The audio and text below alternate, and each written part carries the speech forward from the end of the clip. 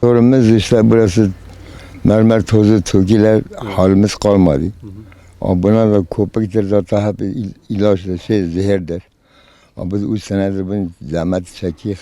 Bir rica da bulunacağım işte bu işi halledin. Eğer belediye kaldırmazsa, eğer hükümet kaldırmazsa biz birbirimizi öldürek mi? Arayacağımız budur. Başka ne olacak ki?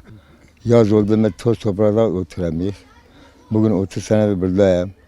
Arayacağımız budur. Bunu bir kaldırmak lazımdır. Fakat kaldırmışsa biz evimizi yerine bırakıp kaçacak. Başka çare yok. Buna 3 sene.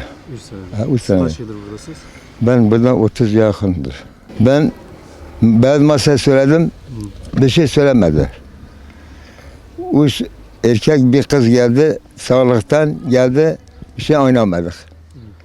Hepsi bunlarda dayıları vardır. Mahkeme dayısı oldu mu, belli kuvvetlidir. Ama ben de tek başına 90 yaşındayım, ben kime sesi çıkartmayayım ama bizi rahatsız ediyorlar. Eğer hakkımızla gelsin arasın, bulsun, haksa kendine hakkını yapsın. Biz kaçak gidelim. Eğer ki haksızsa bunu burada kaldır. Başka ne diyeceğim? 21 evvelde 8 sene daha neydi? 29 sene. 30 sene fazla dedim. 30 sene söyle.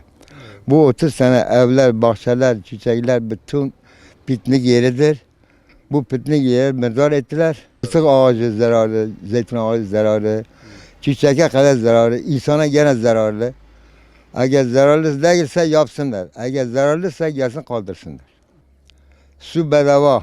Onlar bedava kullanıyor. O da bedava kullanıyor. Hiçbir gün bir fatura çıkmadı, kimse belediye gelmedi. Tek gelmedi, bakmadı. Tekten dayıları var, belediye amsı var, her bir şey var. Bu ben gücüm yetmiyor.